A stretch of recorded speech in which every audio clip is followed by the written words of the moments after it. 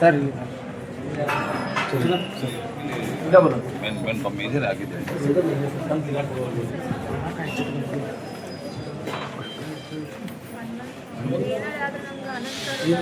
ಏನಾಗಿತ್ತು petrol joining order ತಂದಾರ್ರಿ. ಅವ್ರು joining ತಗೊಳ್ಳಾರ ಸಲುವಾಗಿ ಇವ್ರೇನ್ ಮಾಡ್ಯಾರ್ರಿ, ಜಾಯ್ನಿಂಗ್ ತಗೊಳ್ಳಾರ್ಕ ಪೆಟ್ರೋಲ್ ಕಣ್ಣಿಗೆ ಅಲ್ಲಲ್ಲ ನಾವು ಇವ್ರ ಮನೆಗೆ ಬಂದಾಗೂ ಹೇಳಿಲ್ಲ ಸರ್, ಹಳಿ ಮಂದಿಗೆ ಪ್ರಿಫರೆನ್ಸ್ ಕೊಡ್ತೀವಿ. ಆಮೇಲೆ ನನ್ನ ಕಡೆ ಡಾಕ್ಟರ್ಗಳು ಬಂದಾಗೂ ಹೇಳಿನ ಹಳಿ ಮಂದಿಗೆ ಕೊಡ್ರಿ, ಹೊಸ ತಗೊಳ್ಳೋದ್ರಾಗ ಅವ್ರು ಒಂದು ಪ್ರಾಬ್ಲಮ್ ಏನು ಹೇಳತ್ತಿದ್ರು, ರೋಸ್ಟರ್ ಪ್ರಾಬ್ಲಮ್ ಹೇಳತ್ತಿದ್ರು.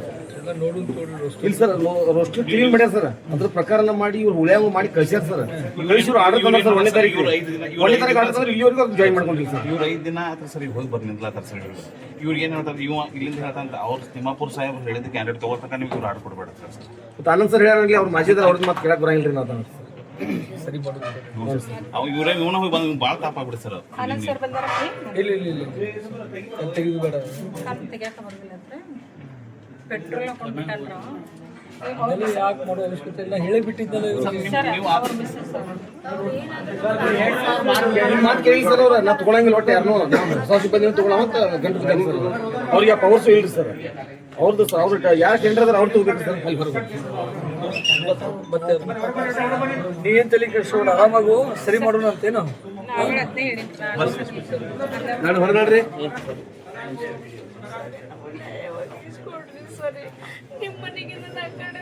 ನಾ ಹೇಳಿದ್ದಲ್ಲ ನಿಮ್ಗೆಲ್ಲ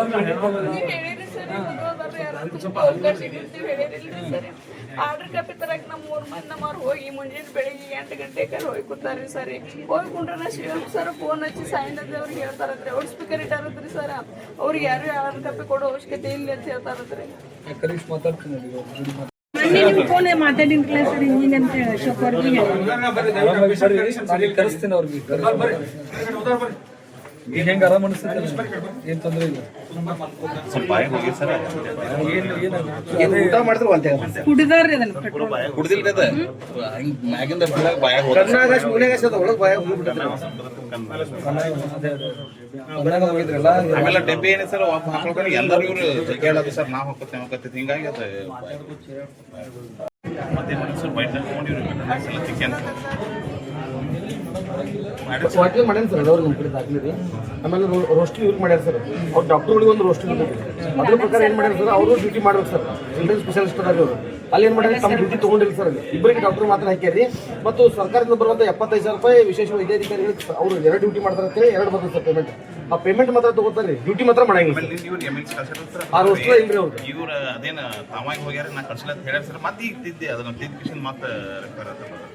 ನಿಮ್ಮ ಹೆಸರು ಏನು? ಕತ್ತಿ. ಹೋದ ವರ್ಷ MCH ಡಾಟಾ ಆಪರೇಟರ್ ಅಂತೇಳಿ ಬಂದ್ರು ಸರ್. ಅವರು ಗಂಟು ಸಾತ್ ಒಂದು 2-3 ಅವ್ರ ಮನೆಯವ್ರು ತಿರ್ಕೊಂಡು ಊಟ 2-3 ತಿಂಗಳು ಹಾರ್ಟ್ ಅಟ್ಯಾಕ್ ಆಗಿ ತಿರ್ಕೊಂಡ್ರವ್ರ ಸರ್. ಆಯ್ತು, ನೀವೇನು ಭಾಳ ಸರಿ ಮಾಡಿ ಕರೀಶ್ ಮಾತಾಡ್ತೀನಿ. ನಿಮಗೆಲ್ಲ ನಮ್ಮ ಮನೆಗೆ ಹೇಳಿ ಕಳ್ಸಿದ್ದೀವಲ್ಲ ನಿಮ್ಗೆ, ಯಾರು ಚಿಂತೆ ಮಾಡಬೇಡ್ರಿ. ಮೊದಲೇ ಆದ್ಯತೆ ನಿಮಗೆ ಕೊಡ್ತೀವಿ ಅಂತ ಹೇಳಿ ಕಳ್ಸಿವಿ. ತೊಂದರೆ ಆದ್ರೆ ಮತ್ತೆ ನನ್ನ ಕಡೆನೇ ಬರ್ಬೇಕಲ್ಲ.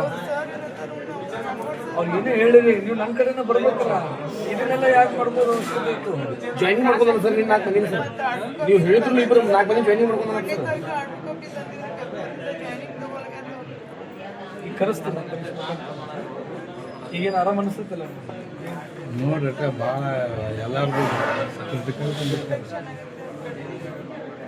ಡಾಕ್ಟ್ರು ಹೇಳ್ಯಾರ ಏನಂತ. ಏನು ತೊಂದರೆ ಇಲ್ಲ, ಔಟ್ ಆಫ್ ಡೇಂಜರ್ ಅದು. ಸ್ವಲ್ಪ ಒಂದು 2-3 ದಿವಸ ಅದು ಸಮಸ್ಯೆ ಮಾಡೋದೇ ಅದು. ಹೇಳ್ಬೇಡ. ನಿಮ್ಮ ಹೆಸರೇನು? 10 ವರ್ಷ ಮಾಡಿದ್ವಿ ಸರ್. ನಾವು ಎಲ್ಲ ಕೋವಿಡ್ದಾಗ ಮಾಡಿವಿ ಸರ್. ಈಗ ಎಲ್ಲ ಸುದ್ದಿ ಮಾಡಿ ಕೊಟ್ಟಾರೆ ಸರ್. ನಿನ್ನೆ ಒಟ್ಟು ಇವ್ರು CM ಸರ್ ಏನಂದ್ರಿ, ಆ ಉಡೋದು ಬಂದಾರಲ್ಲ ಅವ್ರನ್ನ ತಗೋಪ್ಪ ಸಾಹೇಬರು, ಅವ್ರ ಕಡೆ ಪ್ರೆಷರ್ ಭಾಳ ಐತಿ, ನೀವು 4-6 ಮಂದಿ ಹೋಗಿಬಿಡ್ರಿ, ನಾವು ಅವ್ರು ತಗೋತೀವತ್ತಂದ್ರಿ ಸರ್. ನಾವು 10 ವರ್ಷ ಮಾಡೀವಿ ಸರ್. ನೀವೇನು ತಿಳ್ತೀವಿ, ಯಾರು ಮದುವೆದವ್ರು ಇರಲಿ ಏನಿರಲಿ ನಾವು ಹೇಳೋಣ ಅಂತ. ಅವ್ರು ನೀವೇ ಉಳಿಸೋದು ಸರ್. 38 ಮಂದಿ ನೀವೇ ಉಳಿಸೋದು.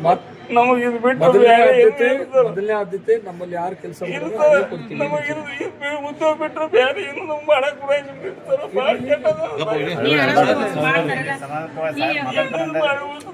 ಹೊಲ ಎಲ್ಲ ಮನೆ ಇಲ್ಲಿ ಇದೆ ಸರ್. ಇದ್ರ ಮೇಲೆ ನಾವು 10 ವರ್ಷ ಆದ್ರೆ ಪಗಾರ ಮುಂದೆ 4 ತಿಂಗಳು ಪಗಾರ ಹಾಕ್ತೇವೆ ಸರ್. ನಾನು ಮಾತಾಡ್ತೀನಿ, ಡಾಕ್ಟರ್ ಕರೆಸಿ ಮಾತಾಡ್ತೀನಿ. ನೋಡಿ ಸರ್, ದಯಮಾಡಿ 38 ಮಂದಿ ಅಲ್ಲ ನಿಮ್ಗೆ ಹೇಳಿ ಕಳ್ಸಿದ್ದೆಲ್ಲ ನಾನು ಅಂದ್ರು ಸರ್ ಅದಕ್ಕೆ ಆರ್ಡರ್ ಕಾಪಿ ತಗೊಳಕ್ ಸರ್ ಸರ್. ಆಯ್ತು, ನಾನಂತ ಹೇಳಿ ಕಳ್ಸಿದ್ದೆ. ನಿಮ್ಗೆ ಸಮಸ್ಯೆ ಆದ್ರೆ ವಾಪಸ್ ನನ್ನ ಕಡೆ ಬರ್ಬೇಕಲ್ಲ, ಬಂದು ಹೇಳ್ಬೇಕಲ್ಲ. ಇದನ್ನೆಲ್ಲ ಯಾಕೆ ಮಾಡ್ಕೋಬೇಕು? ನಿನ್ನೆ ತರಾಕತ್ತೇಳಿ 4 ಮಂದಿ ಹುಡುಗರು ಹೋಗ್ಯಾರ ಸರ್. ಅವ್ರಿಗೆ ಹೆಂಗ್ ಡೈರೆಕ್ಟ್ ಅಂದ್ಬಿಟ್ರಿ ಸರ್. ಈಗ ನೀನ್ ಅಟ್ಟು ಮುಂದಾದ್ರೂ ಇಂಥದ್ದು ಏನೂ ಮಾಡ್ಲಕ್ಕೆ ಹೋಗ್ಬೇಡಿ. ನಿಮ್ದು ಹಾಸ್ಪಿಟಲ್ ಏನೇ ತೊಂದರೆ ಇದ್ರು ನಾನು ಗಮನಕ್ಕೆ ತಗೊಂಡ್ಬರ್ತೀನಿ, ಆಯ್ತಾ? ಕಾಪಾಡು ಸರ್.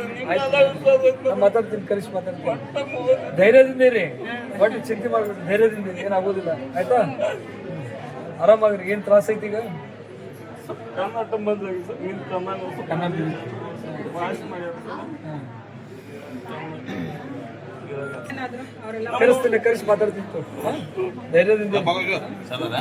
ಆರಾಮಾಗಿರಿ. ಯಾವ ಕಾರಣಕ್ಕೂ ಇಂಥವ್ರ ಕೈ ಹಾಕ್ಬೇಡ್ರಿ. ಏನ್ ಹೇಳ್ತೀನಿ, ಯಾವಾಗಾದ್ರೂ ಫೋನ್ ಮೇಲೆ ಅದನ್ನ ಆನಂದ್ ಸರ್ ಕಡೆ ಬರ್ರಿ, ನಾವೆಲ್ಲ ಅದನ್ನ ಸರಿಪಡಿಸ್ತಾರೆ ಅಂತ ಹೇಳ್ತೀವಿ. ಇಲ್ಲ ಸರ್, ಬರ್ರಿ.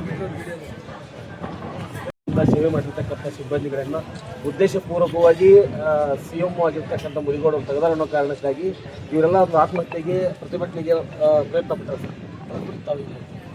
ನೋಡ್ರಿ, ಅದು ಈಗ ಟೆಂಡರ್ ಅವಧಿ ಮುಗಿದ ನಂತರ ಹೊಸ ಟೆಂಡರ್ ಯಾರು ಹಾಕ್ತೀವಿ ಆ ಟೆಂಡರ್ ಪ್ರಕಾರ ಮತ್ತೆ ಹೊಸದಾಗಿ ಗೌರ್ಮೆಂಟ್ ಏನು ಒಂದು ಆದೇಶ ಮಾಡಿದ್ಮ ಅಂತಂದ್ರೆ ರೋಸ್ಟರ್ ಪ್ರಕಾರ ತೊಗೊಳ್ಬೇಕು ಅಂತೇಳಿ ಒಂದು ಆದೇಶ ಮಾಡಿದ್ವಿ. ಆ ಪ್ರಕಾರ ತಮ್ಮ ಚೀಫ್ ಮೆಡಿಕಲ್ ಆಫೀಸರ್ ಮುದುಗೌಡರು ರೋಸ್ಟರ್ ಪ್ರಕಾರ ತೊಗೋಬೇಕನ್ನುವಂಥ ಒಂದು ಪ್ರಯತ್ನ ಮಾಡಿರ್ಬೋದು. ಬಟ್ ಇವರೆಲ್ಲ ಸಿಬ್ಬಂದಿಗಳು ನನ್ನ ಕಡೆ ಬಂದಾಗ ನಾನು ಭಾಳ ಸ್ಪಷ್ಟವಾಗಿ ಹೇಳೀನಿ, ಮೊದಲು ಏನು ಕೆಲಸ ಮಾಡ್ಯಾರ ಅವ್ರನ್ನೇ ಆದ್ಯತೆ ಮೇರೆಗೆ ತೊಗೊಳ್ಳೋಂಥ ವ್ಯವಸ್ಥೆ ಮಾಡ್ತೀವಿ ಅಂತೇಳಿ ನಾನು ಹೇಳಿ ಕಳಿಸಿದ್ದೀನಿ. ಬಟ್ ಅಲ್ಲಿ ದವಾಖಾನೆ ಒಳಗೆ ಹಾಸ್ಪಿಟಲ್ನಾಗ ಏನು ಅವ್ರಿಗೆ ಏನು ಸ್ವಲ್ಪ ಮಾತುಕತೆ ಒಳಗಾಗಲಿ ಅಥವಾ ಅವ್ರ ನಡವಳಿಕೆ ಆಗಲಿ ಏನೋ ಸ್ವಲ್ಪ ಹೆಚ್ಚು ಕಡಿಮೆ ಆಗಿದ್ದರಿಂದ ಈ ಅನಾಹುತಕ್ಕೆ ಕಾರಣ ಆಗೈತಿ. ಆದರೆ ನಾನು ಮತ್ತೆ ಅವ್ರ ಜೊತೆ ಚರ್ಚೆ ಮಾಡಿ ಅದನ್ನು ಸರಿಪಡಿಸುವಂಥ ಸಂಪೂರ್ಣ ಪ್ರಯತ್ನವನ್ನು ನಾವು ಮಾಡ್ತೀವಿ. ಅದರ ಏನು ಎರಡನೇ ಮಾತಿಲ್ಲ. ಯಾಕಂದರೆ ಇವರೆಲ್ಲ ಕೆಲವೊಂದಿಷ್ಟು ಜನ ಕೋವಿಡ್ನಾಗ ಕೆಲಸ ಮಾಡಿದವರು ಅದರ, ಕೆಲವೊಂದಿಷ್ಟು ಜನ ಮೊದಲಿಂದ ಮಾಡ್ಕೊಂಡು ಬಂದಾರೆ. ಇವರಿಗೆ ಆ ವ್ಯವಸ್ಥೆ ಗೊತ್ತದ. ಹೀಗಾಗಿ ಹೊಸಬರು ತೊಗೊಂಡು ಮತ್ತು ಅವ್ರಿಗೆಲ್ಲ ಹೊಸ ವ್ಯವಸ್ಥೆ ಕೆಲಸ ಮಾಡೋದು ಅಷ್ಟು ಈಸಿಯಾಗಿರೋಂಗಿಲ್ಲ.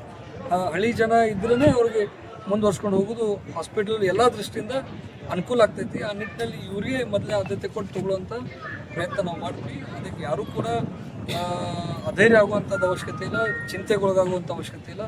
ಇಂಥ ಅನಾಹುತಕ್ಕೆ ದಯವಿಟ್ಟು ಯಾರೂ ಕೂಡ ಕಾರಣ ಆಗಬಾರ್ದು. ನೀವೆಲ್ಲ ಧೈರ್ಯದಿಂದ ಇರಿ,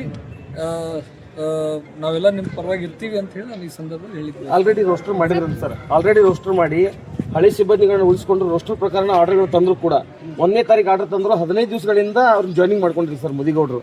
ಉದ್ದೇಶಪೂರ್ವಕವಾಗಿ ಮಾಡಿದ್ದಾರೆ. ಅವ್ರು ಏನಾದರೂ ದುಡ್ಡು ತಿಂದು ಅಥವಾ ಬೇರೆ ಯಾವುದೋ ಇನ್ಫ್ಲೂಯೆನ್ಸ್ಗೊಳಗಾಗಿ ನಮ್ಗೆ ಮಾಡಕ್ತಾರ ಅನ್ನೋಂಥ ಒಂದು ನೀವು ಆಘಾತಗೊಳಗಾಗಿ ಇದು ಎಲ್ಲ ಘಟನೆ ನಡೆದಿತ್ತು ಸರ್. ಅಲ್ಲಿ ಏನಾಗೈತಿ ಅನ್ನೋದು ನನಗೆ ಗೊತ್ತಿಲ್ಲ, ಯಾಕಂದ್ರೆ ನಾನು ಈಗ 2-3 ದಿವಸ ಊರಾಗಿರಲಿಲ್ಲ.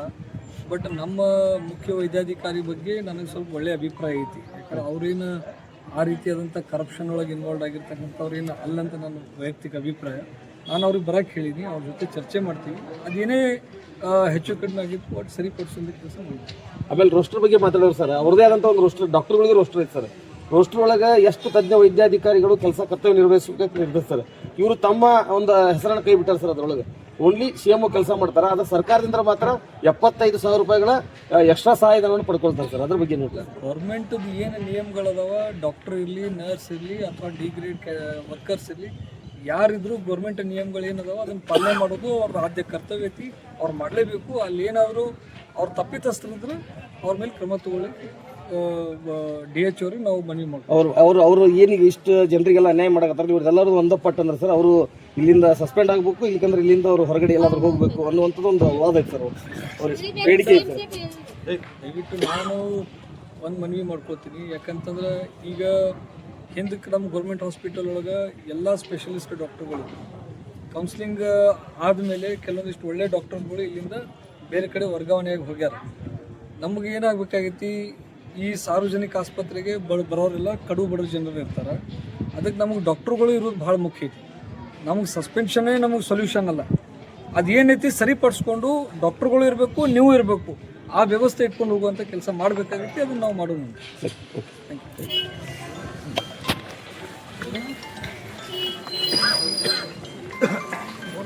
ಗಾಡಿಗೆ ₹200 ಇಸ್ಕೊಳಕತ್ತೀವಿ ಯಾರು ಇಸ್ಕೊತಾರೆ ಇಲ್ಲಿ ಅವ್ರು ಟೇಜ್ರಿ ಆಫೀಸ್ನಾಗ ಇಸ್ಕೊಳತ್ತಾರಲ್ರಿ ₹200 ಇಲ್ಲಿ ವಿಧಾನಸೌಧದಾಗ ಪ್ರತಿಯೊಬ್ಬರಿಗೂ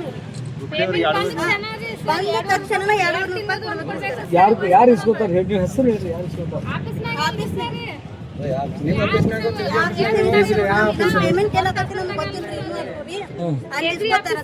ಅವ್ರು ಕೇಳಿದ ಅದನ್ನ ನಾನು ಕೇಳ್ತೀನಿ ರೀ ಯಾರು ಇಸ್ಕೊತಾರ ಅವ್ರ ಮೇಲೆ ಕ್ರಮ ತಗೊಳಕ್ ಅವ್ರು ಯಾರು ಇದ್ರು ಅವ್ರ ಮೇಲೆ ಕ್ರಮ ತಗೊಳಕ್ ದಯಮಾಡಿ ಒಂದೇ ಹೇಳ್ತೀರಿ ಸರ್ ಸಿಎಂ ಪೋಸ್ಟರ್ ಕೆಳಗೆ ಇಳಿಸ್ರಿ ಗಂಡ ಮಕ್ಕಳಿಗೆ ಕಳ್ಸ್ರಿ ಅದನ್ನೆಲ್ಲ ಇಷ್ಟ ಬೇಡ ಸರ್ ಇಲ್ರಿ ಸರ್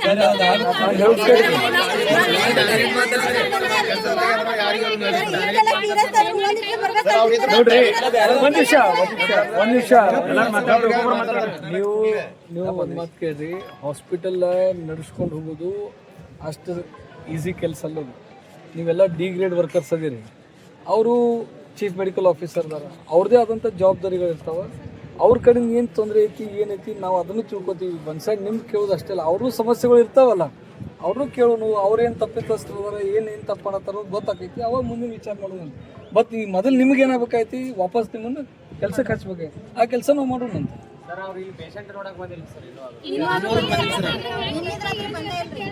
ಅದು ತಪ್ಪೈತಿ, ಅವ್ರು ಬಂದು ಹೋಗ್ಬೇಕಾಗಿತ್ತು, ಬಂದು ನಿಮ್ಮನ್ನು ನೋಡ್ಕೊಂಡು ಹೋಗ್ಬೇಕಾಗಿತ್ತು. ಇನ್ನು ಮ್ಯಾಲೆ ರಾಜ್ಯದ ಲೆವೆಲ್ ಆಗಿತ್ತು, ಯಾರಿಂದ ಆಗ್ಲಿಕ್ಕತ್ತೈತಿ ವಿಳಂಬ ಅದನ್ನು ಪರಿಶೀಲನೆ ಮಾಡಿ ಇಲ್ಲೇ ಹಾಕಿದ್ರೆ ಇವ್ರಿಗೆ ಹೇಳಿ ಮಾಡಿಸೋಣ, ಬಾಲ್ಕೋಣೆ ಹಾಕಿದ್ರೆ ಬಾಲ್ಕೋಣದಾಗ ಹೇಳಿ ಮಾಡಿಸೋಣ, ಇಲ್ಲ ರಾಜ್ಯ ಮಟ್ಟದಾಗ ಹೇಳ್ತಾರೆ ಅಲ್ಲಿ ಸಚಿವರು ಭೇಟಿಯಾಗಿ ಅವ್ರ ಕಡೆ ಹೇಳ್ತೀನಿ. ಅದೇನು ವಿಚಾರ ಮಾಡಿ ಸರಿ ಮಾಡಿ ಹೇಳಿರಿ.